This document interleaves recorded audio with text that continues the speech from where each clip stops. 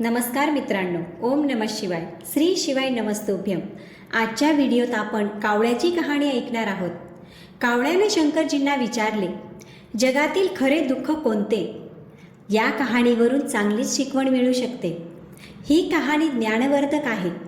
आपल्यावर असणारे दुःखाच्या दिवसांना सामोरे कसे जावे, तसेच दुःखाचे दिवस दूर कसे करावे, आपल्या मनात असणाऱ्या व्यर्थ चिंता कमी कशा कराव्यात, यासाठी या कहाणीत चांगलीच माहिती दिली आहे.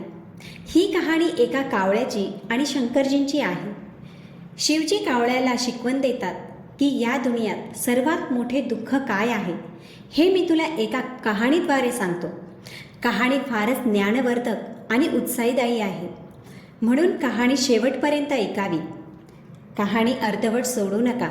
मित्रांनो, चॅनलवर नवीन असाल तर लाईक आणि सबस्क्राईब अवश्य करा. तसेच कॉमेंटमध्ये ओम नमः शिवाय लिहायला अजिबात विसरू नका. एकदाची कहाणी आहे. कावळ्याच्या मनात सारखा एक प्रश्न येत होता आणि त्या प्रश्नाचे उत्तर मिळवण्यासाठी तो शिवजींकडे जातो. शंकरजी कावळ्याला खुशाली विचारतात आणि अचानक येण्याची कारणही विचारतात. कावळा म्हणतो, महादेव, मी खुशाल आहे, पण मी ज्या ठिकाणी राहतो तेथील सर्व जनता सुखी पण आहे आणि दुःखी पण आहे. पण मला सुखी लोकांपेक्षा दुःखी लोक जास्त दिसत आहेत. दुःखी व्यक्ती एकमेकांशी आपले दुःख व्यक्त करतात आणि एकमेकांना सांगतात की मी सर्वात जास्त दुःखी आहे. दुसरा म्हणतो, मी जास्त दुःखी आहे. ते म्हणतात की आम्हाला एवढे दुःख आहे की जगात कोणालाच नसेल. जगातील सर्वात मोठे जे दुःख असेल ते आम्हाला आहे. एक व्यक्ती असे सांगतो तर दुसरा व्यक्ती लगेच आपले दुःख सांगायला लागतो. तो म्हणतो, यापेक्षा सर्वात जास्त दुःख आम्हाला आहे. कावळा म्हणतो, महादेव, हे सगळे ऐकून मी चिंतित झालो आहे की खरंच सर्वात मोठे दुःख कोणते आहे, आणि देवा, मला तुम्हीच समजवा खरे काय आहे ते. हे जाणून घेण्यासाठी मी फार व्याकुळ झालो आहे. शंकरजी हसतात आणि म्हणतात, तू व्याकुळ होऊ नको, मी तुला सांगतो जगातील सर्वात मोठे दुःख आणि खरे दुःख काय आहे ते. आता मी तुला एक छोटीशी कहाणी सांगतो. त्या कहाणीतून तुला तुझ्या प्रश्नांची उत्तरे मिळतील. एका गावात एक समीर नावाचा व्यक्ती होता. तो कायम नाराज असायचा. तो कोणतेच काम करत नव्हता आणि त्याच्याजवळ पैसे कमावण्याचे कोणतेच साधन नव्हते. परिवारातील सर्व त्याला टोणे मारायचे. तुझे सर्व मित्र कमवायला लागले आहेत आणि तू अजून तसाच निकम्मा फिरत आहेस. लोक त्याला विचारायचे, तू काय काम करतोस? पण त्याला हे सांगायला लाज वाटायची की मी अजून काहीच काम करत नाही. असे लोकांचे वेगवेगळे टोमणे ऐकून ऐकून तो लोकांपासून दूर राहायला लागला. तो कोणाला तोंड दाखवत नव्हता. त्याचे दुःख एवढे होते की तो या धर्तीवर स्वतःला ओझं समजत होता. मी उगाच जगत आहे असे त्याला वाटत होते. मी तर काहीच कामाचा नाही, मी काहीच काम करत नाही, त्यापेक्षा मी मेलेले बरे. तो एकटा एकटा बसून विचार करून रडत असायचा आणि आपल्या नशिबाबरोबरच देवाला दोष द्यायचा. हे देवा, मी फार दुःखी आहे, तू मला एवढे दुःख का दिले? शंकरजी म्हणतात, एके दिवशी त्याने एका गुरुला बघितले. ते दुःखावर प्रवचन देत होते. ते म्हणत होते की दुःख हे एका गुरुप्रमाणे असते. ते आपल्या जगण्याचा मार्ग दाखवतात. आपण दुःखी जीवन जगून रडत बसू, नाहीतर दुःखरूपी गुरुपासून जीवन कसे जगावे ते शिकू शकतो. त्या व्यक्तीने गुरुला सांगितले की गुरुजी, दुःख काहीच शिकवून जात नाही, उलट वेदना देऊन जाते. दुःखाची वेदना फार त्रासदायक असते. त्यासमोर मृत्यूसुद्धा लहान वाटायला लागतो. समीरचे बोलणे ऐकून गुरु म्हणाले, तुला दुःख काय आहे ते मला सांग. समीरने आपली सर्व कहाणी गुरुला सांगितली आणि म्हणाला, या गोष्टीचे काही समाधान तुमच्याजवळ आहे का? त्यावर गुरु हसून म्हणाले, ज्यावेळी तुझ्या जीवनात खरे दुःख येईल तेव्हा तू माझ्याजवळ ये. मी तुझे समाधान अवश्य करेन. हे सांगून गुरु तेथून निघून जातात. समीर विचार करू लागला, माझे दुःख खरे नाही का? मी जे सहन करत आहे ते दुःख नाही का? माझे दुःख कोणाला का कळत नाही? परिवारातले समजत नाही तर हे गुरु काय समजणार? आपल्या दुःखाला कंटाळून समीरने एक निर्णय घेतला की मी काहीतरी करूनच दाखवेल. त्याने पैसे कमवण्यासाठी छोटासा व्यापार सुरू केला. त्याला व्यापारात यश मिळत नव्हते, पण त्याच्या परिवारातील सर्वजण आनंदी होते, कारण त्यांना वाटत होते निदान तो काहीतरी करण्याचा प्रयत्न तर करत आहे. मित्रांनो, थोड्याच दिवसात त्याचा व्यापार चांगला चालू लागला आणि अवघ्या 2 वर्षातच तो मोठा व्यापारी बनला. आता समीरच्या आजूबाजूचे लोक त्याच्या कामाचे कौतुक करू लागले. त्याचे आईवडील त्याचे कौतुक करता करता थकत नव्हते की त्यांचा मुलगा कमी वेळात एवढे यश मिळवून एवढा मोठा व्यापारी झाला. त्याचे मित्र वाढू लागले. तो खुश आनंदी राहू लागला. त्याच्या काही मित्रांनी त्याला समजावले, हा छोटासा व्यापार करून तू एवढा खुश आहेस तर विचार कर, तू जर या नगरातील सर्वात मोठा व्यापारी झाला तर तुझ्याजवळ काहीच कमी राहणार नाही. पैसा, धन, संपत्ती तसेच किती मित्र राहतील. स्वतः राजा तुझे कौतुक करेल आणि वेळ आल्यावर तुझ्याकडून पैसे उधार घेईल. ही गोष्ट त्याच्या मनात बसली आणि तो अधिक प्रयत्न करायला लागला आणि हे सगळे त्याला लवकरच हवे होते. त्याने सगळ्या गोष्टींची खूप घाई केली आणि खूप जास्त पैसे उधार घेतले. जास्त पैसे कमवण्यात त्याने आपले नाव खराब करून घेतले. जसे त्याचे मित्र सांगायचे तो तसेच करायचा. दुसऱ्या व्यापाऱ्यांच्या विरोधात तो कावेदावे करू लागला. त्याच्या जीवनात असलेली शांतता आता संपली होती. त्याची रात्रीची झोप गायब झाली होती. सर्व सुखसोयी असूनसुद्धा तो समाधानी नव्हता. एके दिवशी समीर आपल्या रथात बसून रस्त्याने जात होता. त्याला रस्त्यात गुरुचे आश्रम दिसले. तो गुरुजवळ पोचला आणि म्हणाला, गुरुदेव, तुम्ही मला म्हणाले होते तुझ्या जीवनात खरे दुःख येईल तेव्हा तू माझ्याजवळ ये. माझ्या जीवनात खूप दुःख आहे. मला रात्री झोप लागत नाही. समीरने सर्व हकीकत सांगितली. गुरु म्हणाले, जेव्हा तू पहिल्यांदा भेटला होता तेव्हा पण तुला काहीतरी दुःख होते. त्या दुःखातून तू काय शिकला? समीर म्हणाला, गुरुदेव, मी हे शिकलो की फक्त बोलून काही होत नाही. त्यासाठी कर्म करावे लागतात. म्हणजेच जे विचार आपण करतो ते काम आचरणात आणावे लागते. आणि फक्त कर्म करून काही होत नाही तर त्या कामाला शेवटपर्यंत करत राहावे लागते. मग कितीही कष्ट येवोत किंवा कितीही निराशा येवो, कधीतरी आपल्याला असे वाटेल की आता माझ्याने काही होत नाही, तरीही सतत ते काम करत राहावे आणि कधीतरी सफलता आपल्या हाती लागते असा विचार करत ते कर्म करत राहावे. ह्या जगात यशस्वी व्यक्तीलाच कोणीही मान देतात, नाहीतर माणूस कितीही चांगला असला तरी त्याला निकम्मे समजले जाते, धर्तीवर ओझं मानले जाते. गुरु हसले आणि म्हणाले, जेव्हा तुझ्यावर खरे दुःख येईल तेव्हा माझ्याकडे ये. मी तुझे समाधान नक्की करेल. समीरने गुरुला सोन्याने भरलेला एक हांडा दिला. तो हांडा बघून गुरुजी म्हणाले, या हांड्याला झाडाखाली खड्डे करून तेथे बुजून दे. हे माझ्या काहीच कामाचे नाही. समीरने तेच केले आणि तेथून निघून गेला. हळूहळू समीरला व्यापारात नुकसान व्हायला लागले. त्याच्या जवळची धनसंपदा कमी होऊ लागली आणि एक वेळ अशी आली की त्याच्यावर अफाट कर्ज झाले.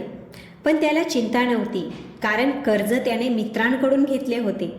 त्याला वाटले की मित्र त्याच्या वाईट काळात त्याला एकटे सोडणार नाही. मात्र असे काहीच झाले नाही. सर्वात मित्रांनी त्याच्याजवळ पैसे मागायला सुरुवात केली. सर्वात आधी मित्रांनी त्याच्याजवळ पैसे मागायला सुरुवात केली. नाही दिल्यास जीवे मारण्याची धमकीसुद्धा देऊ लागले. त्याचे शुभचिंतक तसेच त्याचे मित्र त्याच्यापासून दूर व्हायला लागले. त्याचे परिवारवाले त्याच्या चुका काढू लागले. त्याची सर्व संपत्ती विकली गेली. त्याच्याजवळ काहीच उरले नाही. त्याने वडिलांजवळ मदत मागितली. वडील म्हणाले, माझ्याजवळ थोडीच संपत्ती आहे.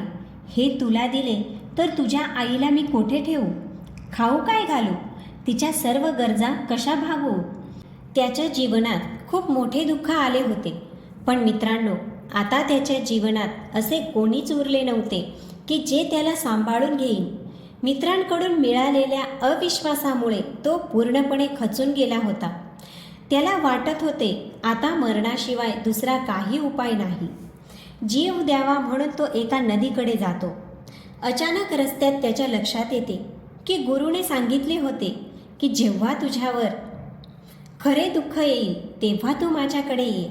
असा विचार करून समीर गुरुकडे जातो आणि गुरुला सर्व हकीकत सांगतो आणि म्हणतो, हे गुरुदेव, माझ्या दुःखाचे निवारण करा. परत गुरु म्हणाले, तुझ्या जीवनात खरे दुःख येईल तेव्हा तू माझ्याकडे ये.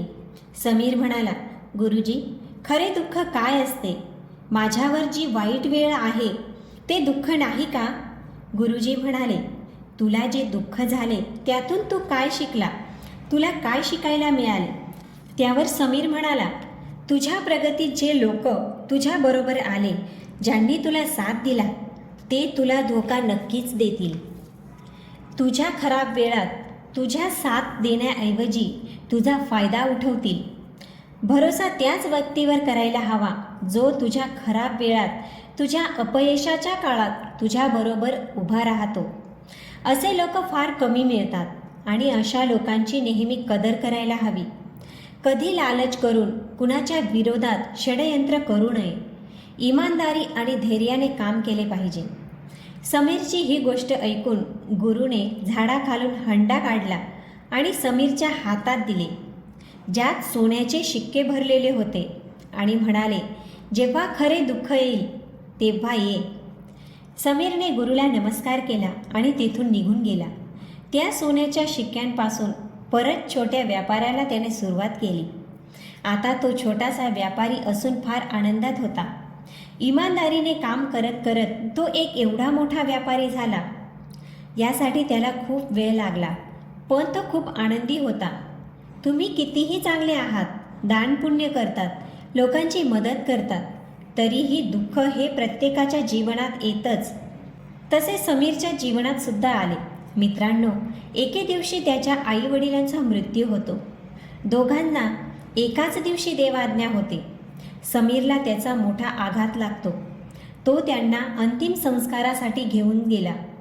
जेव्हा त्याने आईवडिलांची चिता जळताना बघितली तेव्हा त्याच्या मनात विचार येत होते. तो परत घरी आला.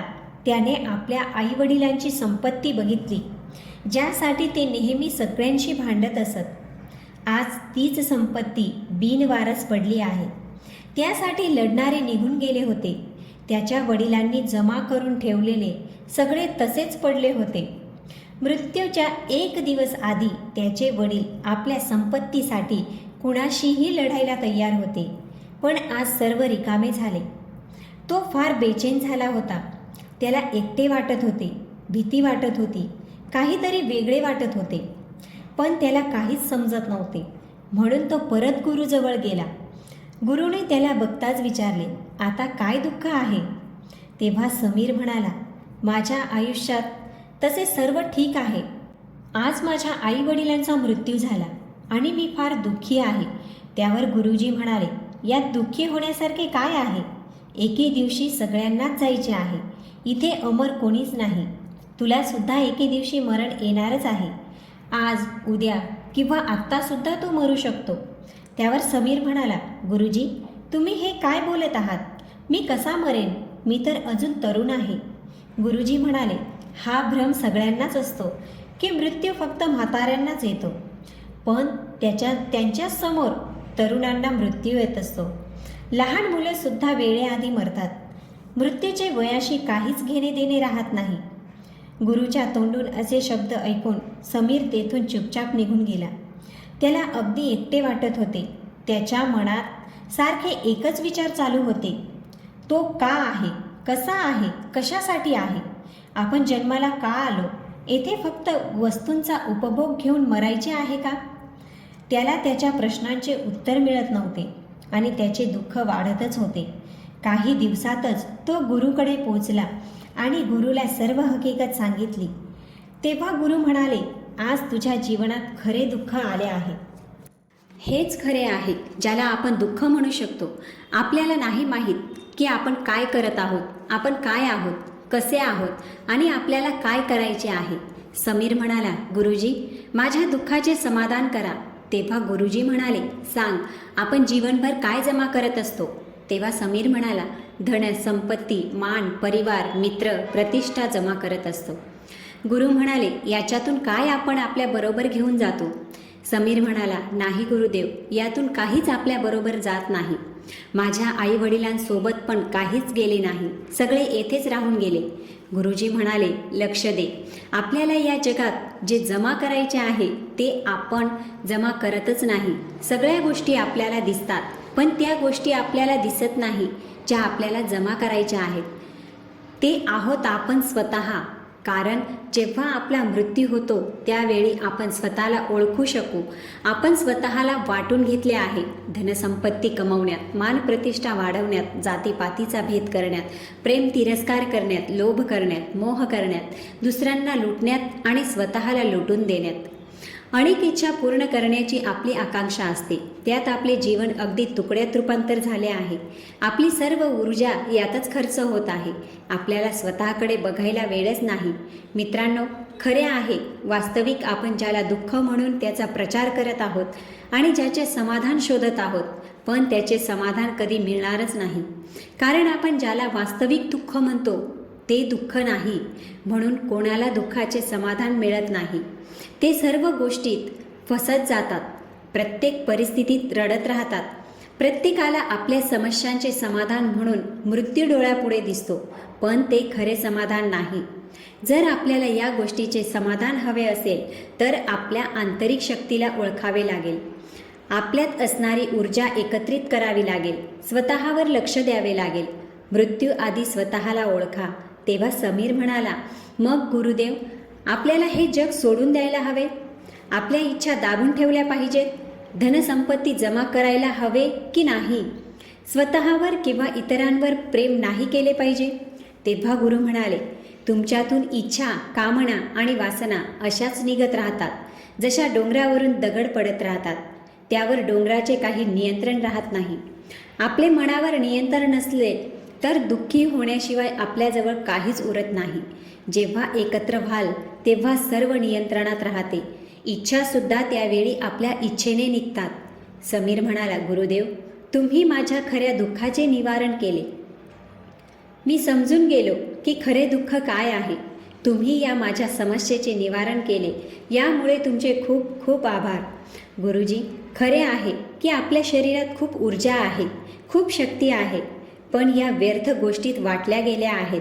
असे आहे जसे एक शक्तिशाली मशीन एखाद्या लहान मुलाच्या हातात दिले आहे. त्यावर बसून चालवण्याचे नाटक करतात, कारण त्यांना एवढेच माहीत असते की ही अशीच चालते आणि आपण सुद्धा तसेच शरीराला चालवत असतो. याच्या खऱ्या शक्तीचा वापर तर आपण कधी करूच शकत नाही. स्वतःला एकत्र करणे किंवा ओळखण्याचा अर्थ असा नाही की आपण संन्यास घ्यावा, संसारिक जीवनाचा त्याग करावा किंवा सगळे सोडून कुठेतरी निघून जावे. मुलांसाठी धन संपत्ती जमा करू नये. जसे मोठे मुलं समजदार होतात तेव्हा ते बाईक किंवा कार घेऊन आपल्या ध्येयावर पोहोचतात. त्यांनी जर कार चालवली नाही तर ती तिथेच उभी राहील आणि मनात व्यहम राहील की आपण कुठेतरी जात आहोत. जसे लहान मुलं तोंडातून आवाज करून गाडी चालवण्याचे नाटक करतात, पण ते तिथेच राहतात, ते कुठेच पोहोचत नाही. तर मित्रांनो, हेच आहे आपल्या जीवनातील खरे दुःख. महादेव कावळ्याला विचारतात, आता समजला की नाही या जगातील खरे दुःख काय आहे? कावळा म्हणाला, प्रभू, तुम्ही धन्य आहात. तुमच्या कहाणीद्वारा मी समजून गेलो जगातील खरे दुःख काय आहे. शंकरजींना नमन करून कावळा आपल्या नगरात निघून जातो. मित्रांनो, कहाणी आवडली असेल तर कॉमेंटमध्ये सांगा आणि त्याबरोबर ओम नमः शिवाय लिहायला विसरू नका. कहाणी सांगताना काही चूक झाली असेल तर माफी असावी. ओम नमः शिवाय.